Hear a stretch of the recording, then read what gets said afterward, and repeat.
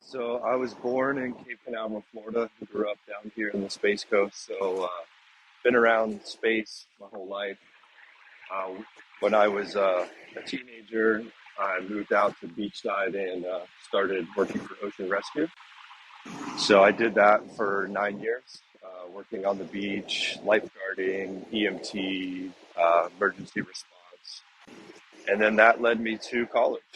And when I went to college, I was studying biomed, thinking I was going to continue in that medical side of things. And I kind of got drawn to Embry-Riddle Aeronautical University up here in Daytona Beach, where I pursued a degree in space operations. And that was the turning point for everything. I started studying space debris and the issues with the industry today, and that led me to start a space company in 2016 called Weintraub. And what we were doing is building space tugs or tow trucks in space. And we wanted to be able to go grab space debris or satellites and tow them out of the way. And that journey made us realize that we're not there yet as an industry. And what we really need is satellites that are designed to be towed and that are also designed to be repaired or refueled in space, and kind of change it away from let's build it and launch it and throw it away to let's build it, launch it, and reuse it. And that's the story of kind of how modularity came to be.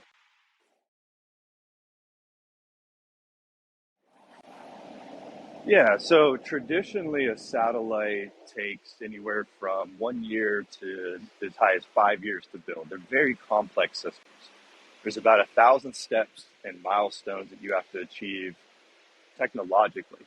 Testing, integrating, testing, and continuing that. Um, what what makes us unique is that we've essentially redesigned the satellite to be more like Legos, where you can take what we call modules and click them together like you would Legos and make different shapes. But what really makes this different is traditionally you would have to have wires for every Lego, and you would need to have big wiring harnesses. And I mean, we're talking hundreds of pounds of wires for a big satellite. It's pretty intense.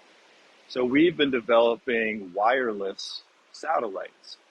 And then we don't mean wireless like communicating between satellites wires. We mean the components on the satellite, the computer system, the payloads, all the different tech can be wireless. Because if you eliminate the wires and connectors, well, all of a sudden you can build satellites a lot faster and a lot cheaper, and you don't have all that integrate test.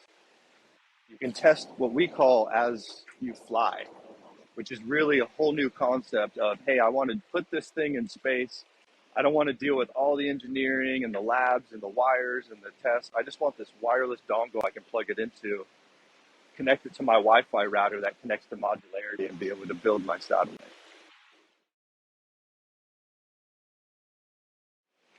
Yeah, so as a business, that's the background, the technology. That's the modularity is building modular wireless space technology. And since it's modular and wireless, we can make it reusable in space, right? That's going to be other people who have other satellites that have robotic arms can come up to ours and change out our wireless modules with new stuff. What they're changing out is our customers. As a business model, we're actually a real estate company in space. So because our technology is reusable, we can rent the available payload space that we have for companies that are taking pictures of Earth and want to put their cameras in space, and they'll rent space and put them on our satellites. We have a lot of antennas and communication customers who want to rent space for their antennas and their services so they don't have to build their own satellites. And what happens is you start to see this rideshare opportunity. Think about an apartment building. There may be 12 or 15 or more different apartments, and we can rent to 12, 15 different space companies. So what that means is we eliminate sometimes the need for a dozen individual satellites by taking those dozen customer payloads and putting them on ours. And the areas we service most are agriculture, weather, communications, navigation, tracking, and a lot of different types of imaging data from insurance use cases to power and power lines to the agriculture I mentioned. So that's kind of a synopsis of the types of customers that rent space with us. So what we can do is when we send a satellite up, like we're deploying a spacecraft in October next year that will have interchangeable modules on it, right? And what we can do is actually swap the red to the yellow. So if there's a failure, such as our batteries on the satellite aren't holding power, we can go swap out that red brick of batteries with the yellow brick. If it's a customer and they're no longer flying with us, we can go up and swap out their camera with the new customer's camera, and it's still the same satellite. And that's really the breakthrough there. The long-term goal is where we always start. What is the vision ahead? And we thought that we could unlock reusability in space. We figured if we could build satellites that were designed for it, then we could enable dozens of those space tug and tow truck companies and in-space manufacturing and in-space fuel storage, all these other efforts we need as a society to be able to go to the moon and survive, to be able to go beyond the moon and survive. And reusability is the foundation there. We've seen that everywhere. I mean, imagine if an airplane you took from Florida to London is a one-way aircraft. You can only use it once. I mean, that's how space is today. So if we make satellites like airplanes are today, where you can fly them and around the clock and they can be serviced and maintained and have a high reliability record, well, then you can change and create entire industries and new markets and opportunities. So that was the long version. We knew that going into it.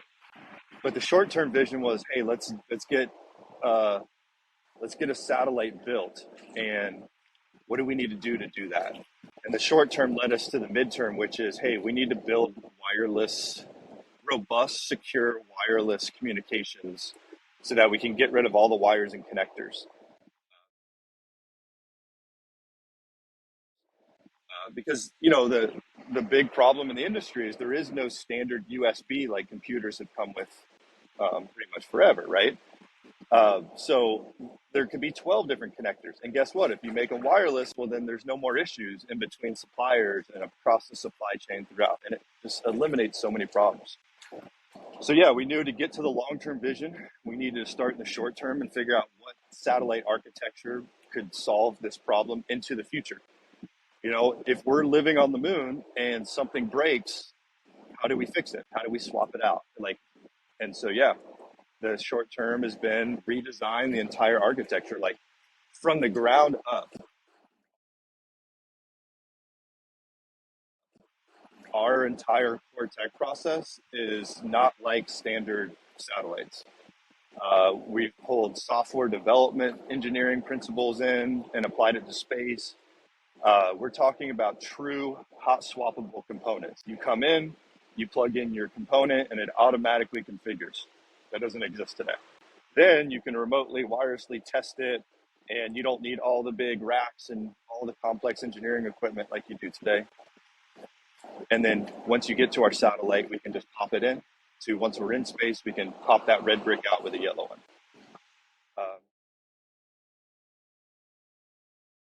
Um, so yeah, we're in the middle version now. So we've developed this technology. We'll have flight heritage next year with it.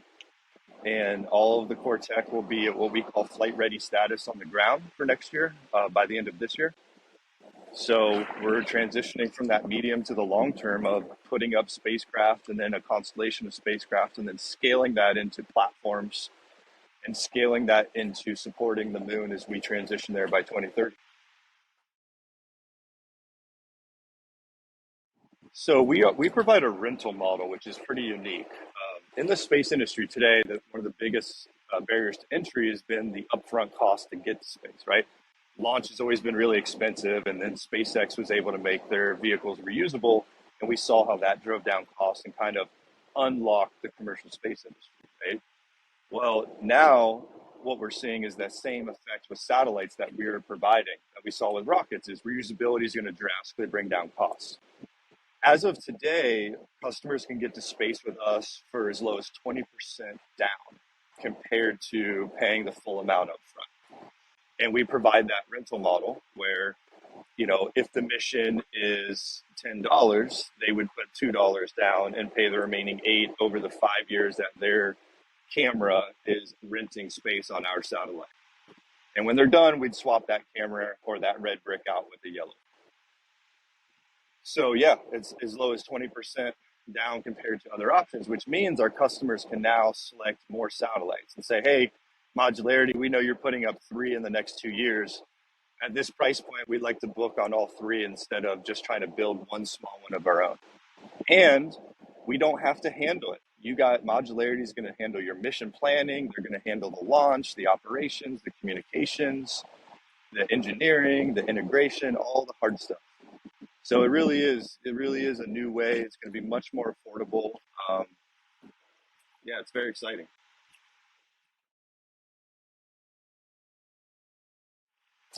Yeah, so small satellites today, really, I think the definition encompasses anything under like 250 kilograms, which is a big satellite. So for this argument's sake, let's call small satellites CubeSats. CubeSats are 1 cube. They're really small. I mean, they're about this big, 10 centimeters cube. And we build them up to 16 cubes. That's the primary option for 80% of the industry today. So pretty much all of our customers, that's what they're looking to fly on. And then a select few of our customers have much bigger payloads. So therefore, we actually are flying in the 280 kilogram class. That's about the size of our satellites. And our first modular satellite that'll fly in 2024 will actually be closer to 300 kilograms. So the issue with the CubeSats that our customers face is, although they're small and they are somewhat cheaper, they're still not that cheap. Like a standard size is what we call 3U, and it's 3 of those 10 centimeter cubes in a row. So 3 of those will usually cost a company somewhere between $500,000 to $750,000. And for a startup that's trying to prove tech, it might be a spin out from a university, who knows? That is a lot of money for anybody. So if we can provide them 20% down option and simplify all that hard stuff that they don't know how to do, well, then we think we can truly unlock commercialization in space. Absolutely. So one of the analogies I like to use is the mortgage market. And if you look traditionally across real estate and you look at the mortgage market, you see pretty rough estimates around 50%, 50, of all real estate is mortgaged. And so when you think about that, we think about space, you go, well, if 50% of satellites could be rented, then there's probably 50% of the market in space right now that can't afford to get up because they have to buy their house with cash.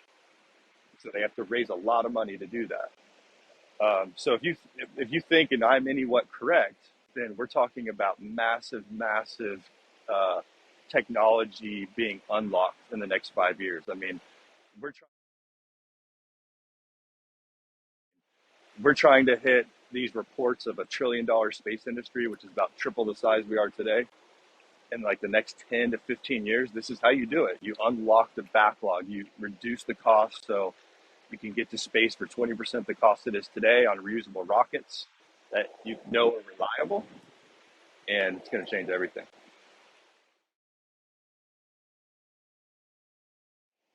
Being a CEO of a tech startup is a self battle. Nobody ever talks about this when you do an accelerator or an incubator, but I'd say the hardest thing I've dealt with is growing into a leader that can change the world. Like, that's the type of vision you have to have, and it's scary out there.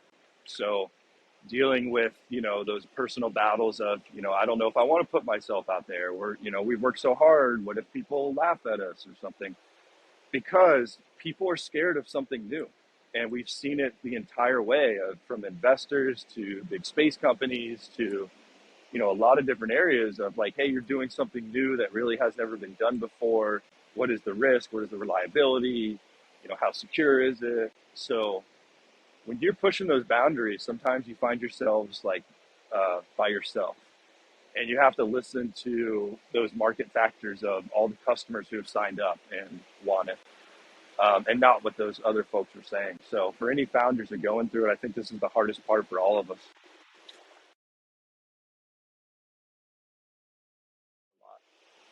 My family will tell you I'm nothing like I was when I was 18. Um, but I think I found myself wanting to achieve excellence, and that's what I found out about myself. Like I'm willing to put in 12-hour days, 7 days a week. We just had a American holiday weekend. I did that the entire 3-day weekend. I put in 12 plus hours every day in front of a computer. I didn't get to enjoy it at all, but I'm so passionate that I found that I can push through anything, and like that's not going to affect me because I know what we're working on is so valuable that the technology we're developing now and in the future could very well be the reusable technology that allows humans to survive in deep space because you can change it out or service it. It means that, you know, 50 years from now, we might be living on Mars. So I found that out that, I'm the right person. I've seen all the signs, and I hope that people will join me so that we can, build this and build it for the future. I wouldn't say there's much of any specific moment to answer that because I'm not lying. It is every day that you're hitting a wall and feeling that. But what I would say is the ability to overcome that is what's really come out of it. Is like no matter what wall we hit, there's a way around it. We'll figure out a way. And there's been many a times from the transition from Weintraub and starting fresh as Modularity. That's a huge change. Total rebrand, total different focus, total fresh start.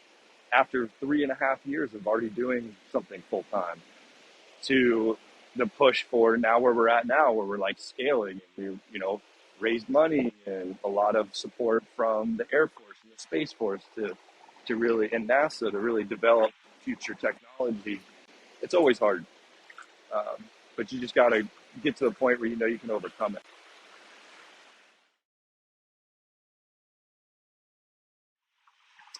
It can almost be equated to what are the keys to success in a different way when I think about this question. And I think the honest key is you got to find something you're passionate enough about that nothing can stop you. Like you wake up happy every morning because you're like, I'm gonna be the one that figures this out. And then you have to persevere. That's it. You have to persevere. There are so many times when I thought about quitting, but I just couldn't do that. I knew we could survive. We could keep going. Like I had another company that I was doing. It was a construction company on the weekends, and I was using money from there to keep the lights on at our incubator for the company. Things like that. You just have to persevere because on the other side of all of that pain and unknown is really the greatness that you're finding. So for any founder, if you're passionate and you persevere, and it takes you 5, 7, or 10 years, which most people don't realize is how long it normally takes to find any value in a startup. If you're willing to persevere and tell yourself that you can hang on for 10 years, you will be successful because along the way, you'll see enough factors, you'll have enough people help you, you'll know enough to figure out really where the value may lie. So persevere because your first idea is not going to be where you end up and where you find success. It's just where you start and then you hop on. So yeah, perseverance. I would say follow a passion that you can persevere with, and no matter how long it takes, you'll find it and you'll be successful. Yeah, well, this is the best part of being in Florida is twice a week. My office is my truck, and I can sit there and I work. And this is the view today.